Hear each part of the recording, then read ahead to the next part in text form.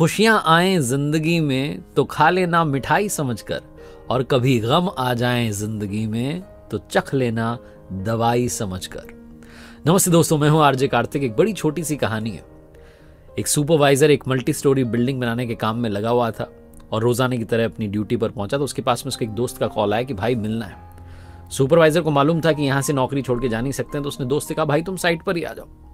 तो 8वें माले पर सुपरवाइजर खड़ा हुआ था, उसने वहां बुला लिया अपने दोस्त को। दोनों की बातचीत चलने लगी और बातचीत में धीरे धीरे जो टॉपिक था वो स्पिरिचुअलिटी की तरफ आ गया, अध्यात्म की बात होने लगी।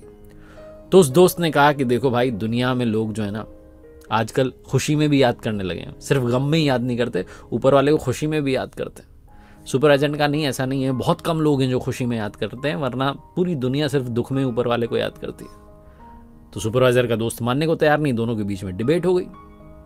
सुपरवाइजर ने कहा मैं तुम्हें अभी 2 मिनट में सब समझा दूंगा, तुम बस मेरे साथ देखते रहो मैं क्या कर रहा हूं। तो सुपरवाइजर ने अपने वॉलेट में से 10 रुपए का नोट निकाला और नीचे एक मजदूर काम कर रहा था उसकी तरफ फेंक दिया। कमाल यह हुआ कि नोट जाकर के ठीक वहीं गिरा जहां मजदूर काम कर रहा था। मजदूर ने देखा कि 10 रुपए का नोट आया, तुरंत उठा करके उसने अपने पास रख लिया। उसने इधर उधर भी नहीं देखा, चुपचाप रख लिया और अपना काम करने लग गया। 10-15 मिनट बाद इसने कहा देखो मैं फिर से कमाल करता हूं। फिर से इसने अब की बार 100 रुपए का नोट गिराया। 100 रुपए का नोट जाकर के ठीक वहीं गिरा जहां मजदूर काम कर रहा था।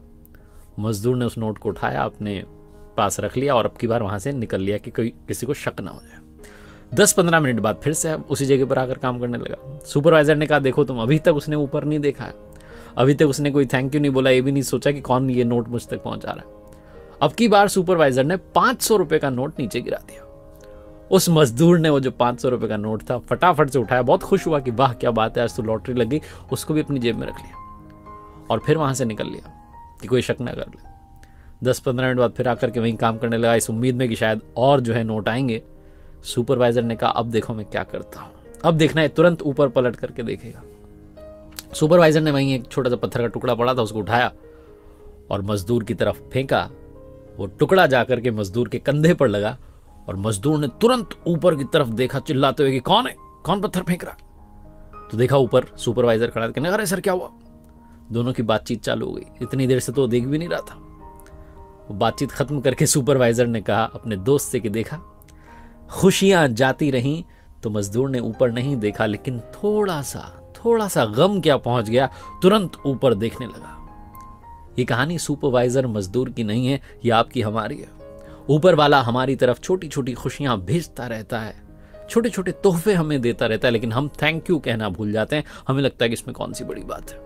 लेकिन जिस दिन वो छोटा सा पत्थर आकर के हमारे कंधे पर लगता है, छोटा सा गम आता है, तुरंत हम पलट जाते हैं और कहते हैं अब आप ही हो, बचा लो।